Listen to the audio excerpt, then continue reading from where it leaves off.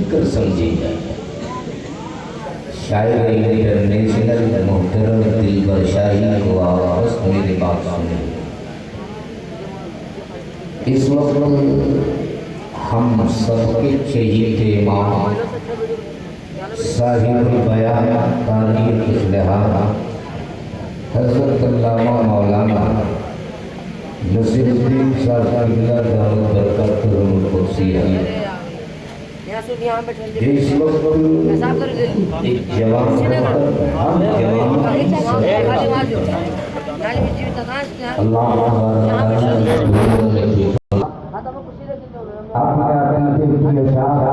कोई जायजा नहीं। हमारे पास अपने दीन के लिए कोई सटलाइट नहीं, लेकिन ये कहने में शहादत हुसैन बरकाती कतई गुरेज नहीं करेगा कि वो किसी और मजहब और धर्म के लोगों का चैनल है जो ये बिजली पे चले। अमर सुन्नियों के ईमान का चैनल तो मदीने के तार पर चला करता है। जरा जोर से बोलो, और जोर से, और जोर से, और मिलाने वाले का मैं कहूँ कि क्वार्टर तो मदीने में है, मगर ट्रांसफार्मर तो करबला वाला में पड़ा। तो अगर सुनेंगे तो इजराइल पूरा मजमा बोल दो या हुसैन, ऐसे भी जरा दोनों हाथ या हुसैन, या हुसैन, जोर से, जोर से, जोर से, दोनों हाथ उठा के या हुसैन।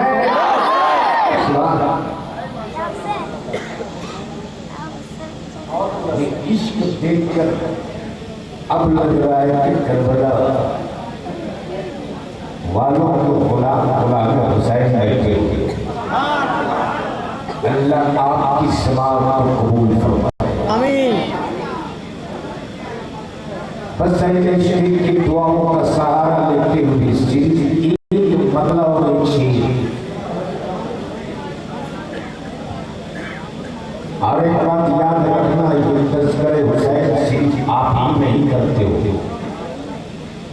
ये ज़िक्र हुसैन सिर्फ आप ही नहीं करते हो, बल्कि दोनों जहां में होता है चर्चा हुसैन का। दोनों जहां में होता है चर्चा हुसैन का। अब कितना बुलंद पाला है रुतबा हुसैन का, कितना बुलंद पाला है रुतबा हुसैन का। और इश्क का ये शेर मुलाहिजा फरमाए कि कलमा, कुरान, दीन, शरीयत,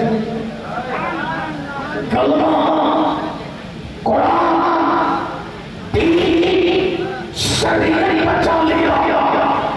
अमर करबला में एक ही सजदा हुसैन का, करबला में एक ही सजदा हुसैन का।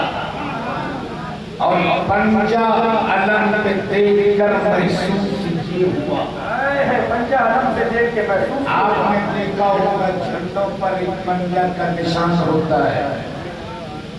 याद रखना वो पंजा गांधी परिवार का नहीं है, ये पंजा कांग्रेस के चुनाव चिन्ह का नहीं है, ये पंजा किसी दुनियादार का नहीं, ये पंजा तो नवासा अहमद मुख्तार का है।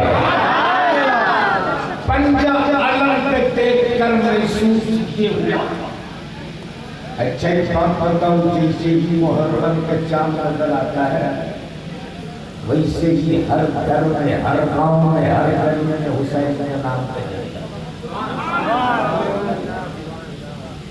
और हर घर के छत में हुसैन के नाम पे झंडा देख के आने जाने वाले लोग समझ लेते हैं ये ईमान वालों की बस्ती है। जोर से बोल। अच्छा तो झंडा लगाते हो। अभी बात और बता दो, अगर कोई पाकिस्तानी घुसपैठी पाकिस्तान का झंडा ले हिंदुस्तान में गाड़ना चाहे तो आप गाड़ने दोगे? अरे बोलो क्यों? इसलिए कि मेरे हुब्बुल वतनी को चैलेंज है, मुल्क जिसका झंडा हिंदुस्तान में झंडा, पाकिस्तान में चाइना में चाइना का, लिबिया में लिबिया, मुल्क जिसका झंडा, मुल्क जिसका झंडा उसका। हिंदुस्तान में पाकिस्तान का झंडा नहीं, पाकिस्तान में चाइना का नहीं, चाइना में लिबिया का नहीं, लिबिया में श्रीलंका का नहीं, श्रीलंका में बांग्लादेश का नहीं, बांग्लादेश में जापान का नहीं, जापान में जर्मन का नहीं, जर्मन में अफगान का नहीं। मुल्क जिसका होगा झंडा उसका होगा। लेकिन आगे मेरे हुसैन, मुल्क चाहे जिसका हो, झंडा मेरे हुसैन का है।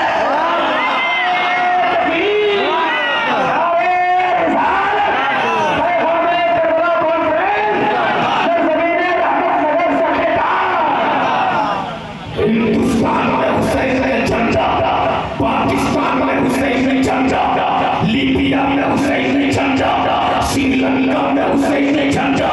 तो मुझको पूरे दिल की ताकत के साथ कहने दो, अमेरिका के व्हाइट हाउस में रहने वाला हो या दिल्ली के पार्लियामेंट में बैठने वाला, नागपुर का पहनने वाला हो या किसी दल का दल्ला, मुझको कहने दो, अरे चाचा मेरे हुसैन के नाम का झंडा नहीं रोक सकते।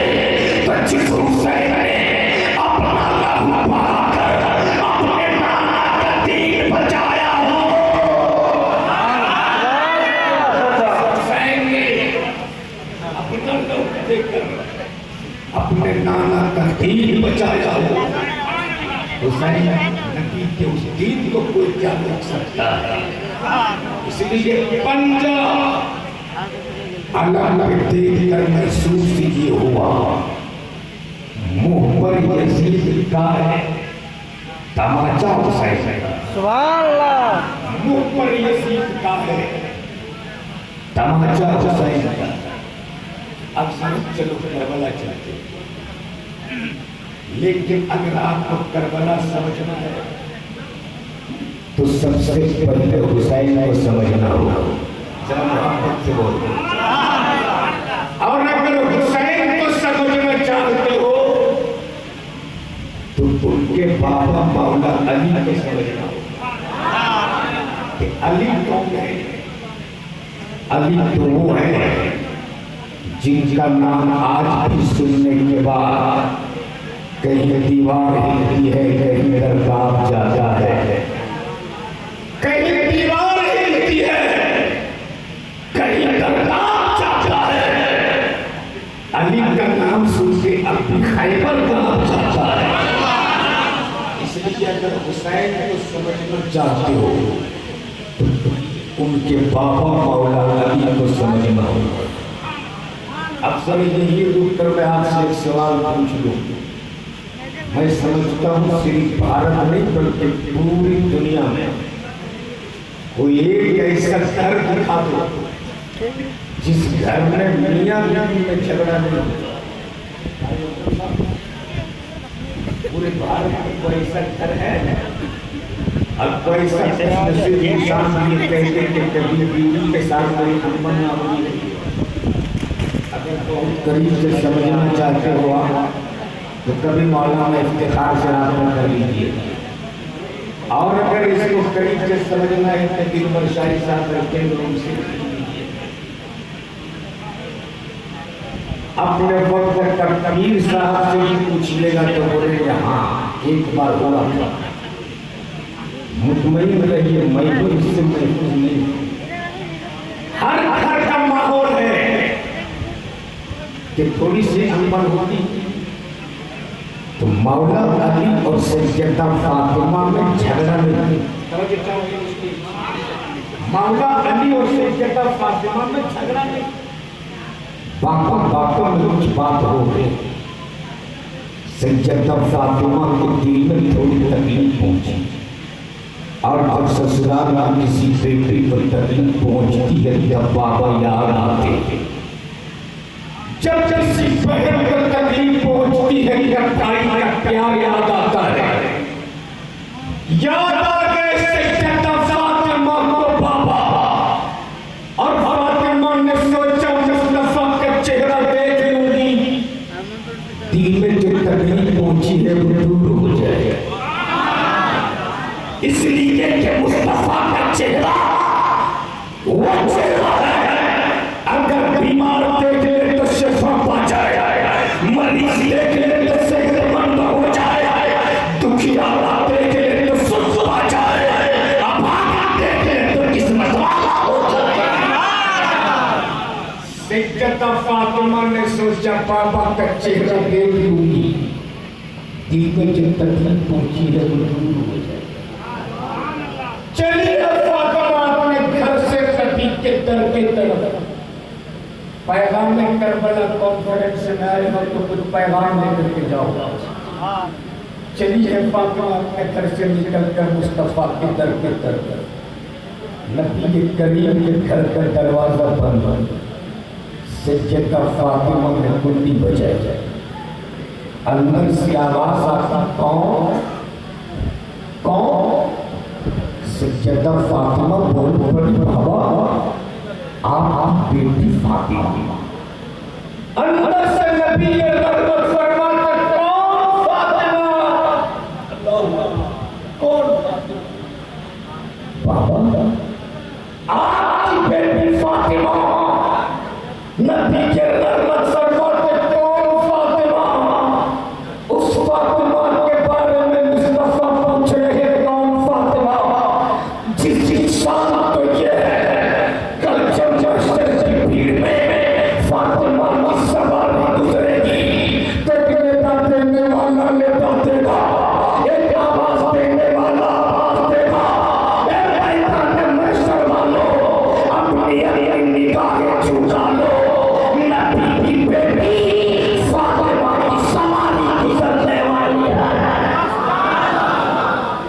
उस फातिमा के बारे में मुस्तफा पूछ रहे कौन फातिमा?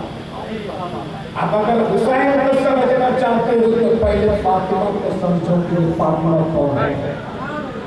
अभी शेर पड़ा नबी के कौनैन के हवाले से कि मुस्तफा के इस्तेमाल करके फातिमा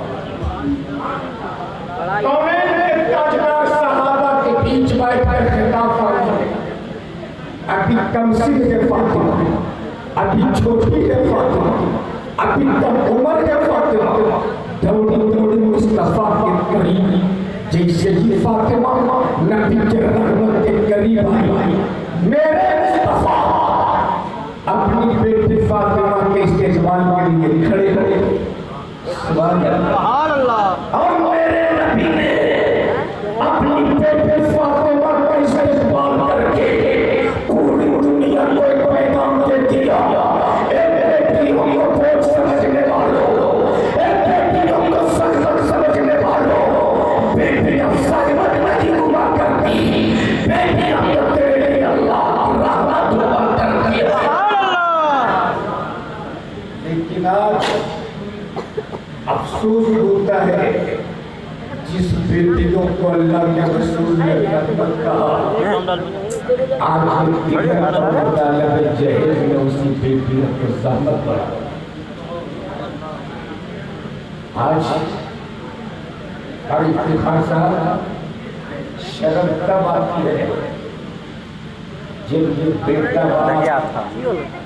10-20 लोगों को लेकर जाते हैं बेटी बाप के घर, और खूब बिरयानी तोड़ कर अपनी बेटों की कीमत इस तरह लगाते हैं जिस तरह मार्केट में लोग जानवर की भी कीमत नहीं लगाते। इसलिए अगर तेरे घर बेटी जन्म ले तो घबराना मत, मातम मत करना, इसलिए ये बेटी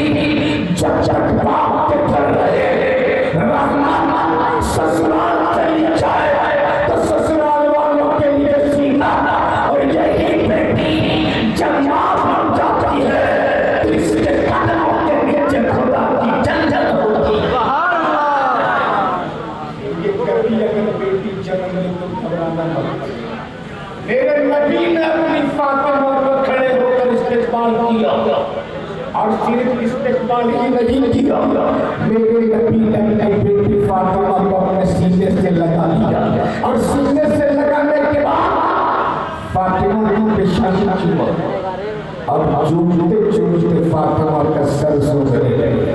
बोल दो सुभान अल्लाह।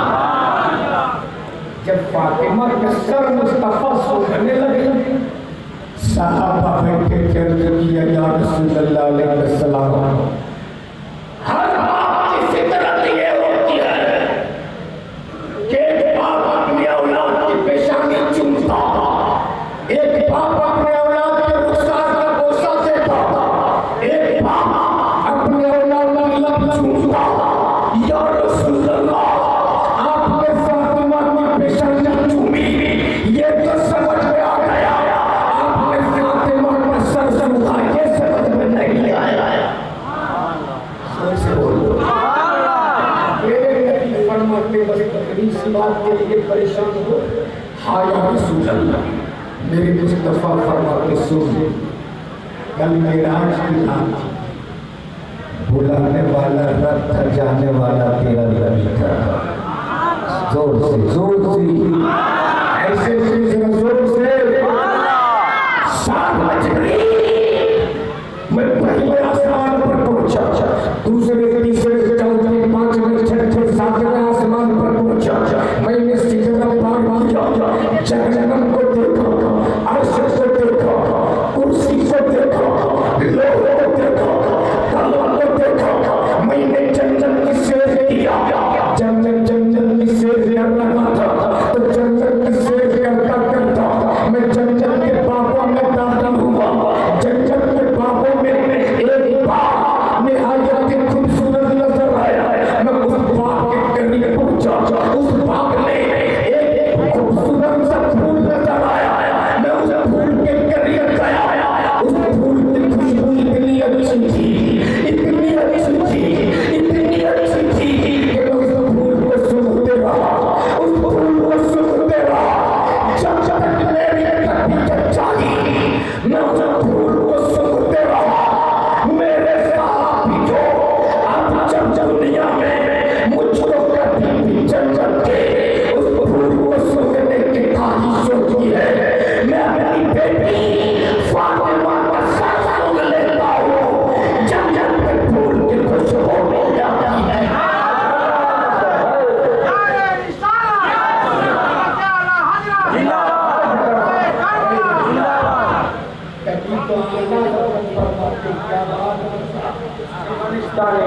क्या बात उस जमानिस्तान करण की ज़हरा है गली, जिसमें हुसैन और हसन फूल, ज़हरा है गली जिसमें हुसैन और हसन फूल, मेरे मुस्तफा के घर पे सज्जदा फातिमा हाजिर, कुंडी बजाई अंदर से मुस्तफा फरमाते, कौन? फातिमा बोली, पापा आपकी बेटी फातिमा। मुस्तफा फरमाते, कौन फातिमा? कौन फातिमा?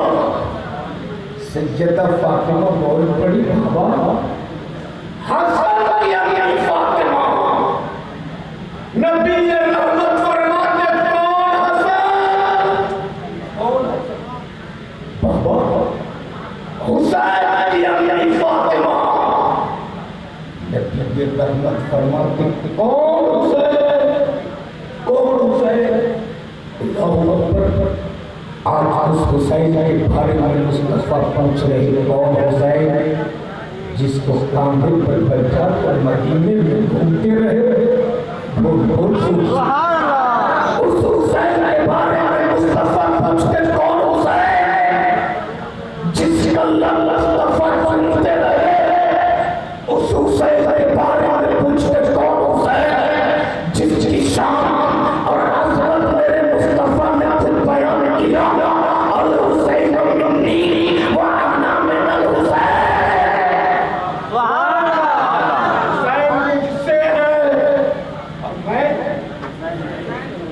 मैं हुसैन से, उस हुसैन के बारे में मुस्तफा कौन हुसैन? तब सैयदा फातिमा बोल पड़ी, बाबा अली की बीवी फातिमा, बोल सुभान अल्लाह, अली की बीवी फातिमा।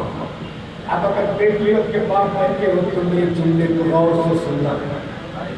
मेरे मुस्तफा ने फरमाया था बेटी लाओ जा, लाओ जा फातिमा, ये घर का दरवाजा तेरे लिए उस वक्त तक बंद है जब तक तेरे साथ तेरा शौहर मौला अली मुश्किल कुशा ना हो जाए। पूरा मजमच हो के बोल, दोनों हाथों को उठा के या हुसैन, या हुसैन। मुस्तफा ने क्या फरमाया, लाओ जा। इस दरवाजे पे उसी वक्त आना जब तेरे साथ तेरा शौहर मौला अली मुश्किल कुशा आ जाए। लेकिन आज हम लोग क्या करते हैं, अगर हमारी बेटी का मार्ग में जरा सा नंबर हो जाए तो हम अपने मोहल्ले के 10-12 बड़ा पेट क्या करे किस्म के लोग, हजरत 500 रुपया इधर वाली जेब में, 1000 ना ऊपर वाली जेब में लेकर हम जाते हैं उनको इंसाफ कराने। वो इतना जालिम होता कि वो इंसाफ नहीं करते, मामला मुकम्मल साफ जरूर करते। फिर होता क्या है, फैसला पंचायत हो, कचहरी, तलाक, सही। लेकिन सुन मेरे नबी ने फरमाया बेटी लाओ जा, फातिमा, इस दरवाजे पे का मुसीबत आना जब तेरे साथ तेरा शौहर मौला अली मुश्किल कुशा है।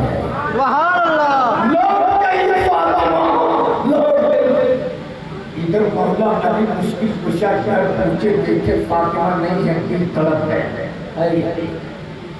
शौहर हो तो अली की तरफ, बीवी हो तो फातिमा की तरफ। मौला अली घर पहुंचे देखे फातिमा नहीं है, दिल तड़प गया।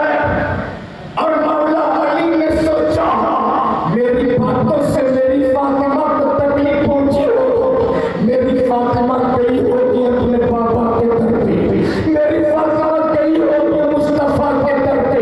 मौला अली ढूंढ चले गए बीवी फातिमा को, इधर से कहता फातिमा मुस्तफा के दर से निकल कर अली के घर की तरफ, इधर मौला अली अपने घर से निकल कर मुस्तफा के दर के तरफ, बीच रास्ते में दोनों की मुलाकात हो जाती है। जिनसे ही दोनों की मुलाकात हुई, मौला अली मुश्किल कुशा के आगे बढ़कर सैयदा फातिमा को सलाम कर। लेकिन आज तो हम लोग अपने आप को तीसरा खान समझते हैं कि हम शौहर होकर बीवी को सलाम करते। लेकिन मेरी माँ बहनें भी इतनी नेक हैं, अगर ईद के रोज ईद को सलाम कर दीजिए तो कहती है।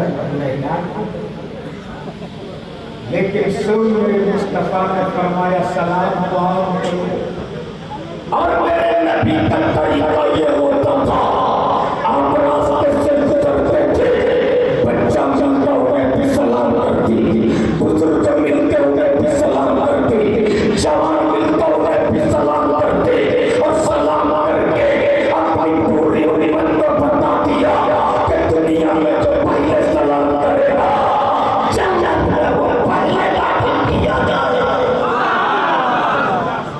सुन मेरे नबी ने फरमाया सलाम को आम करो, सलाम को आम करो। इसलिए आज मैं आपको बता दूं, आप जब कहीं सुबह अपने घर से बाहर कमाने जाते हो और जब कमा के घर वापस लौटते हो, दरवाजे पे अगर तेरे बच्चे मिले उन्हें भी सलाम करो, अम्मी मिले उन्हें भी सलाम करो, अब्बा मिले उन्हें भी सलाम करो, तेरी बीवी अगर सामने मिले उसे भी सलाम करो। और अगर तेरा घर खाली हो, तेरे घर में कोई नहीं, तो दाखिल होने से पहले सलाम कर लो। इसलिए नबी के रहमत ने फरमाया जिस घर में कोई नहीं होता उस घर में मुस्तफा होते हैं।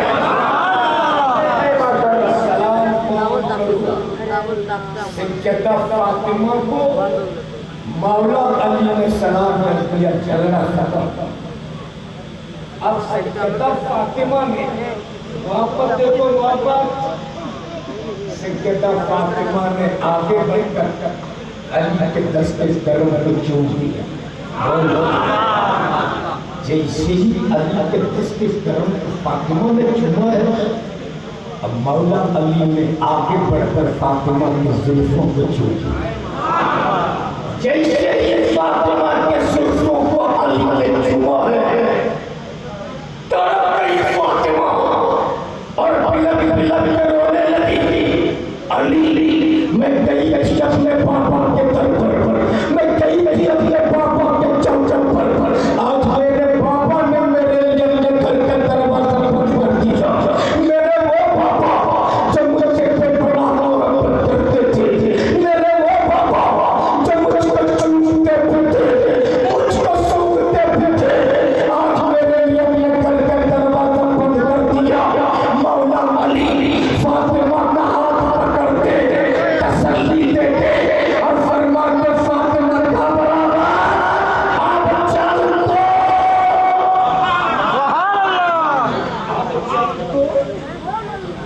अब चल दो। आगे आगे मौला पीछे पीछे से जगह फातिमा, आगे आगे हसन की अम्मा, पीछे पीछे हुसैन की, आगे आगे शेरे खुदा, पीछे पीछे खातूने जन्नत। दोनों मुस्तफा के दर पे खड़े। मौला अली ने फरमाया फातिमा अब जरा कुंडी बजा दो। जैसे ही फातिमा कुंडी बजाई, नबी करीम ने अपने रहमत वाले हाथों से अपने घर का दरवाजा खोल दिया और फरमाते मरहबा मेरी बेटी तू आ गई, मरहबा मेरी फातिमा तू आ गई। गोया नबी के करीम ने अपनी बेटी फातिमा पर अपने घर के दरवाजे को बंद करके कयामत तक आने वाली अपनी पूरी उम्मत को पैगाम दे दिया कि अगर तेरी बेटी और दामाद में कभी अनबन हो जाए तो तुम उसमें दखल अंदाजी मत करो, बल्कि दोनों को सुलह कर लेने दो।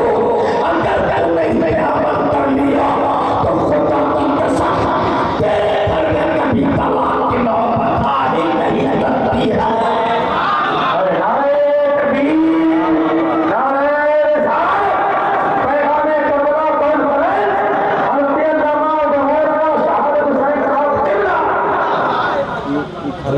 बंद कर दो, बंद कर फिर चालू कर